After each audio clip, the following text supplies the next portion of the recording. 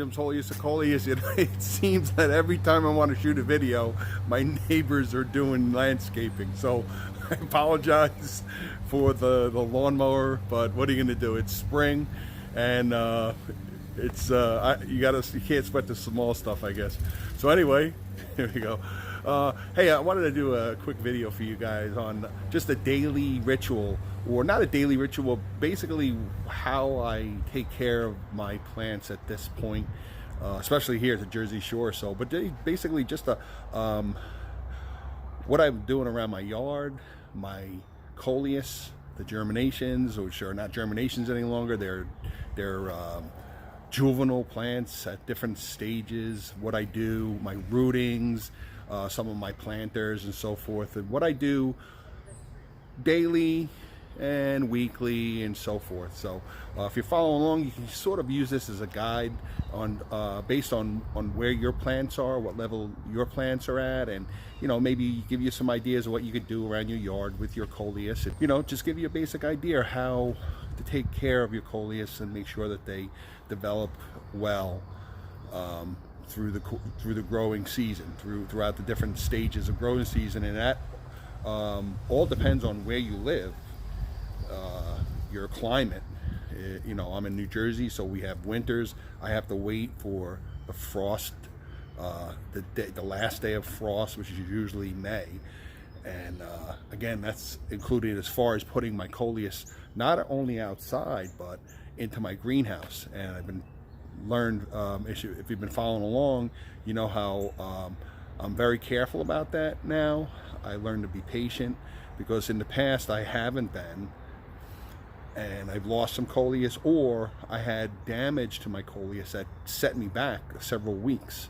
And what I mean by that is the leaf damage and so forth, for maybe putting the Coleus out. And I'll get into hardening also. So all right, so let's go and take a look. So you kind of use this as a guide on where your Coleus are at, and take it from there.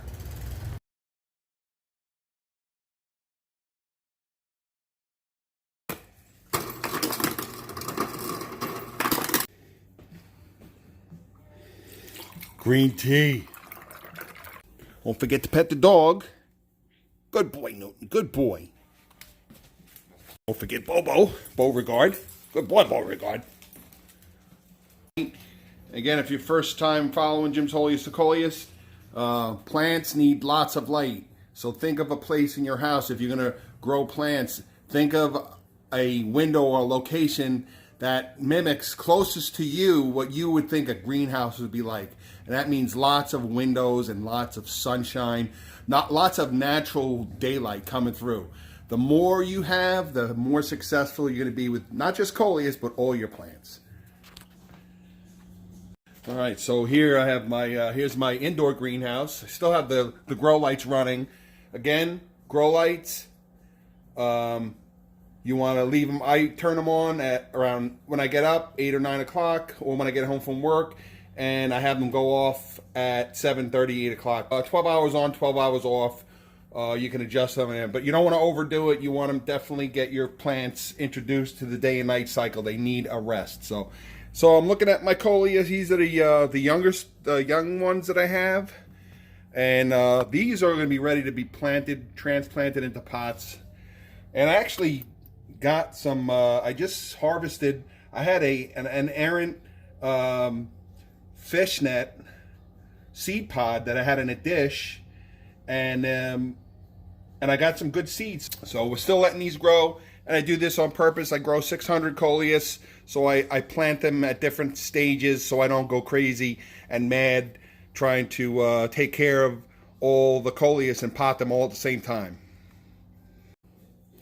Okay, got my rootings. Now today I took all of these rootings over to my sink, and I rinsed out all of the glass, and I gently rinsed the root balls.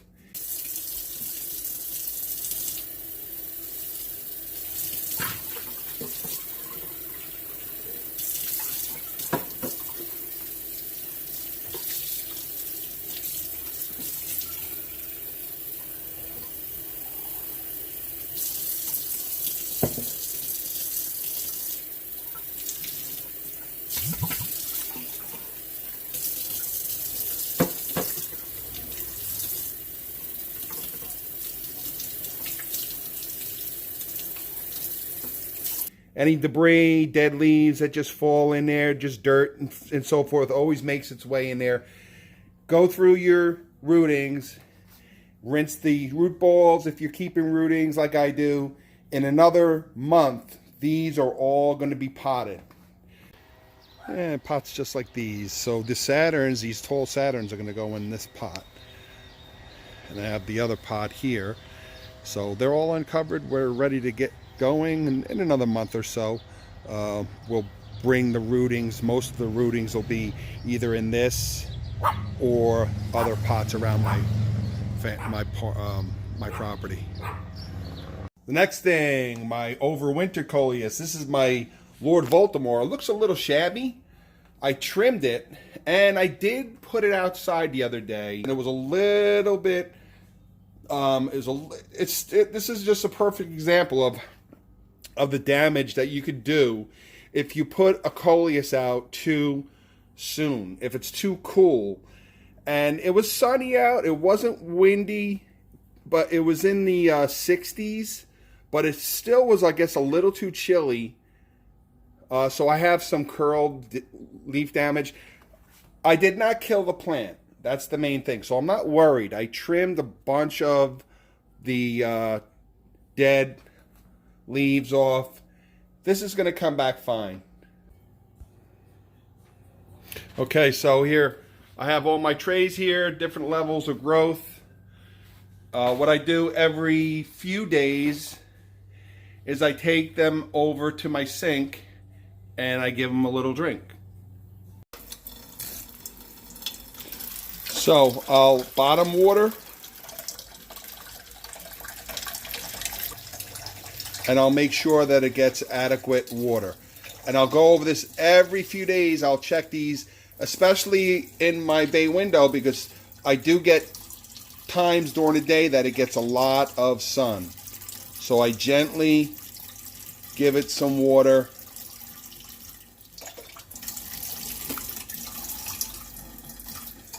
And I also, as I mentioned, bottom water. Not too much. This is good moisture control. Miracle Grow potting soil, but get accustomed to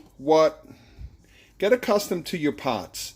Get to know what it feels like when they're dry, as opposed to when they're watered pretty well. And also, as a rule of thumb, if you're not sure, it should look fairly dry on the top like that one did. And you could scratch down an inch or so. If it's dry up top and you scratch down an inch and it's moist, then you're still pretty good. So I do a combination. I've been doing this a long time. I could tell right away. But that's through the experience. I could tell by the weight of my Coleus. And I know when I watered last. Okay, so again, if you feel like maybe you've over-watered your Coleus and it's in a drain pot, then keep it to the side, or just make a mental note and skip a few days. Make sure it doesn't sit in a shaded area. Make sure it's at a window or a location that gets enough sun so it starts to dry out. Okay, so as you can see, you got some really tall. You see all that undergrowth coming in. If you see a Coleus coming in and you see lots of undergrowth, then definitely trim the larger leaves up above it. And also the very top, let's see, these two very top, these smaller ones, trim those. Keep those trimmed for now. That'll ensure that the bottom growth coming in. But seeing that undergrowth coming in down there, that's a telltale sign that you're healthy Coleus, that you're doing everything right. Okay, another thing I do, I go over every tray. And yes, at this tender age, you can trim Coleus. It seems like a lot of work, and it is, but I do a little at a time. I have some damaged leaves. Actually, these aren't the down. These are the cotyledons. These are the baby, the embryonic. These are the two little, these are the little leaves that show up when your Coleus first sprout. So these are useless. We don't need them. So I'm going to cut them off. But also under here, here's another one. This is actually dead, so we get rid of that. We look around. We got some Coleus growing under here. We got some undergrowth going. Got a leaf down here. We don't really need this, so we're going to get rid of it. Under here, I got some growth coming in. Those tiny, tiny little growths coming in. We don't need these here. Get rid of them.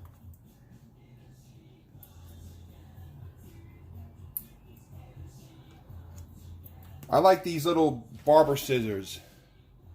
These are very handy for the Coleus because you can cut when you have really young Coleus like this.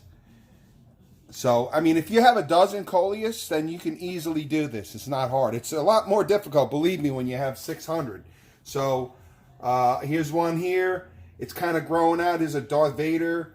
So, we're going to cut this. It's not going to kill your Coleus. Again, trimming your Coleus is a good thing. So we just got rid of that. Here's some cotyledon. Here's some growth down here.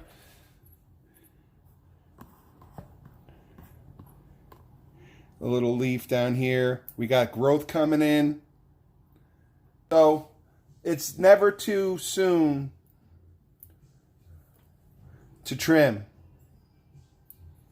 Just make sure you get the debris out of your pots. You know, I got a question from somebody, and it's actually a really good question. They had asked, hey, why can't you just leave the dead leaves in there and let them compost? It's not really the same as composting in your garden with potted plants. Leaving dead leaves in your pots, it leads to disease and problems later on. So you don't really need to compost your pots unless you have your own compost and you're going to add to it. But you don't need to compost your pots, because in order to properly compost, you need to turn the soil, and you're not going to do that with your pots. So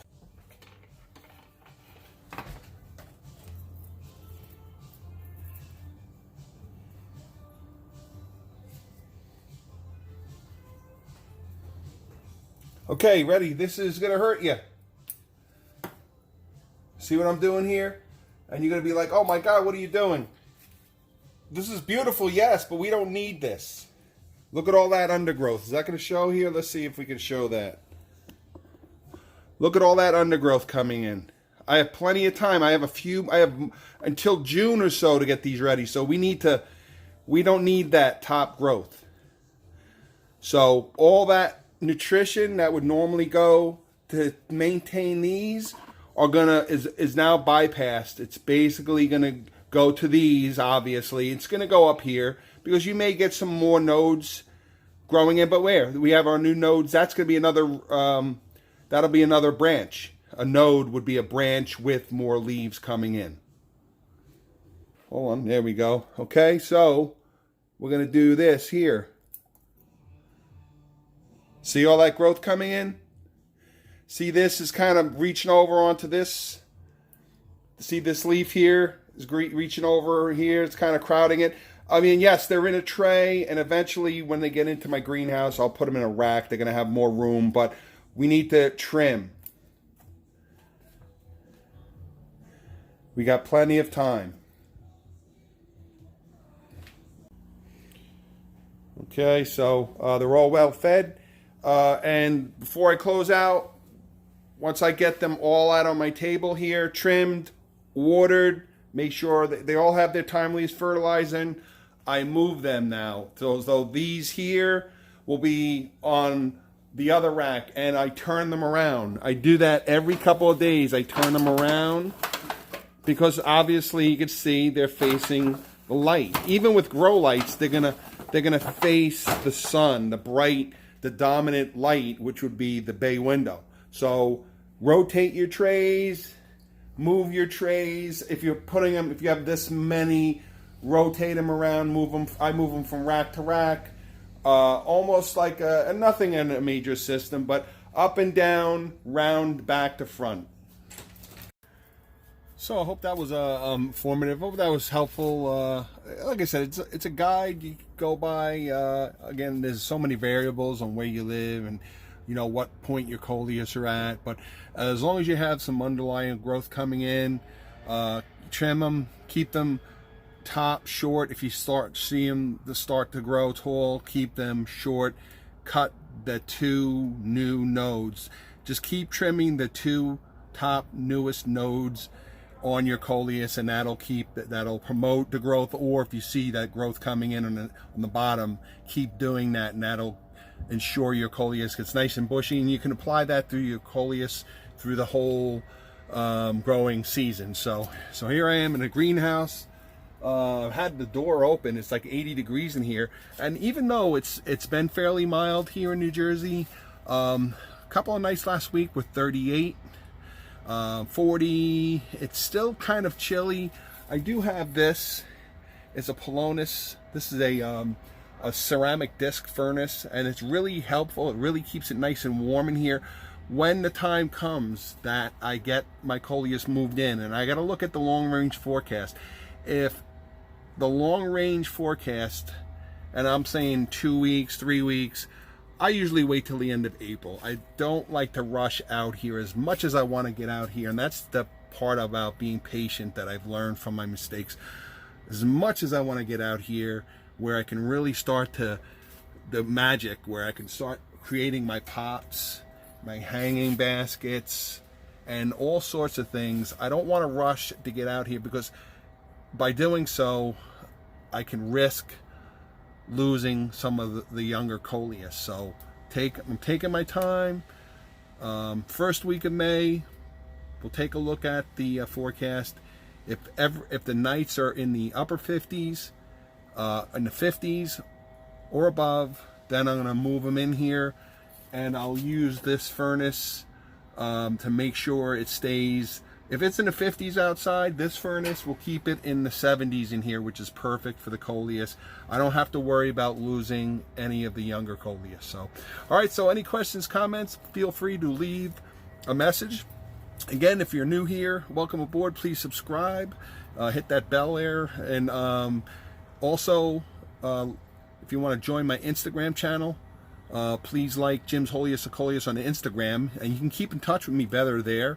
If you have questions, comments, you can add a photo. If there's a specific problem you're having with a plant, a coleus or whatever, you can shoot me a picture and I'd be glad to help. Of course, I'm on Facebook, but I'm on Instagram more. So thanks for watching, everybody. Have a great weekend. It's a beautiful weekend here in New Jersey. Hope the weather's nice by you too. Take care, everyone. See you next week.